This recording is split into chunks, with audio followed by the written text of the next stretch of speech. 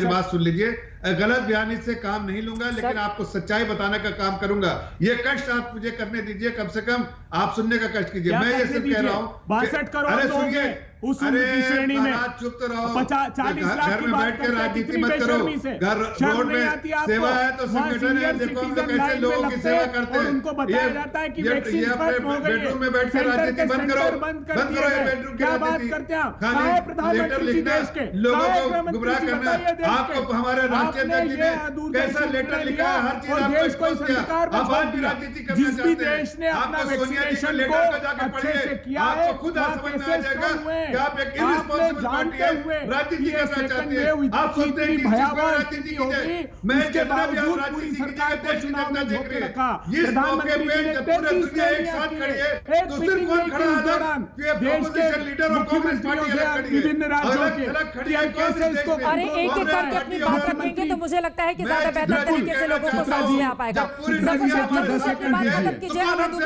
ठीक है सर, हो गई। नहीं जफर साहब, ये सर एक से सुनिए ना, ऑपोजिशन पार्टी का यही काम है कि वो सवाल खड़े करे, वो सवाल खड़े करे। आप लोगों को जो सलाह दी जाती है, जफर साहब कहाँ माना जा रहा है उसको?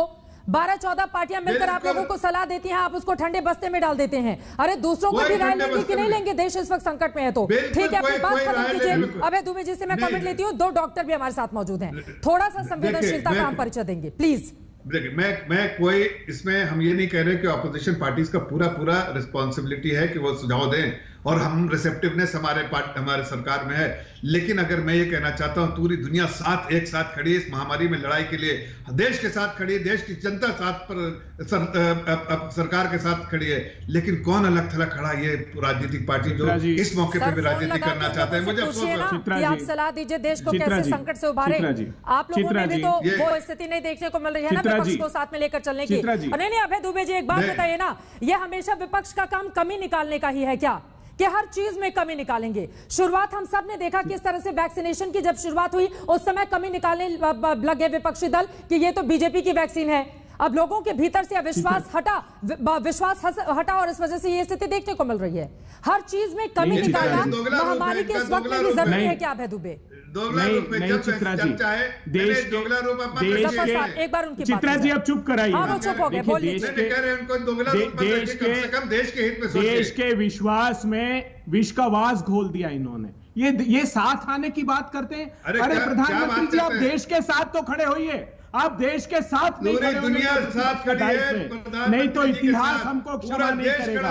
चित्रा जी अब चुप कराइए इस आदमी को, इसको कहिए कि चुप हो जाए। ठीक है जफर साहब, एक प्लीज जफर साहब, ठीक है, देश जानना चाहता है, आपको लेटर पढ़ना चाहिए, देश जानना चाहता है प्रधानमंत्री जी जो आपने गलतियां की है, क्योंकि पूरी सत्ता को आपने चुनाव में प्लीज एक एक करके अपनी बात रखेंगे। जफर साहब उनकी बात पूरी हो जाए प्लीज। आप लोग कम से कम डिबेट में एक मर्यादा का ध्यान रखिए प्लीज। चित्रा जी, देश पूछ रहा है प्रधानमंत्री जी से, विनम्रता से पूछ रहा है कि वो 15 करोड़ डोज जिनको लगाए हैं उनको दूसरा डोज कब और कैसे देंगे प्रधानमंत्री जी? सेंटर से वापस भेजा जा रहा है। मैं अपने पिता को 2 बार वापस लेकर आया हूं टाइम स्लॉट अलॉट होने के बावजूद। अब कह दिया है कि रविवार तक सारे केंद्र बंद रहेंगे। एक बात, दूसरी बात मैं पूछना चाहता हूं प्रधानमंत्री जी, जब देश मुसीबत में था तो रेमडेसिविर का प्रोडक्शन कम हुआ, आपको नहीं किया।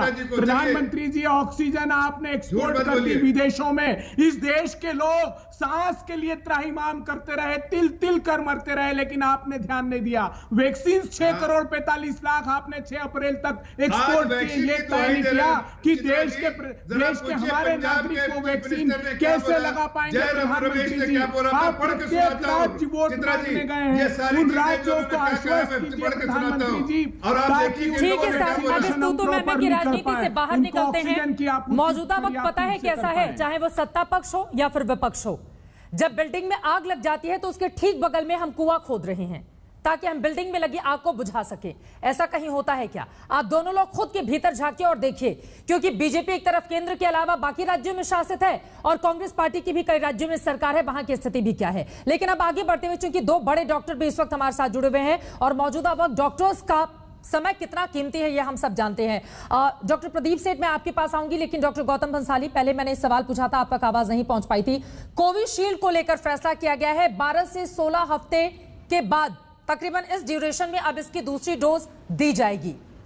ये फैसला क्या वैज्ञानिक सोच को दर्शाता है या वैक्सीन की कमी है, इस वजह से मजबूरी में लिया गया यह कदम है?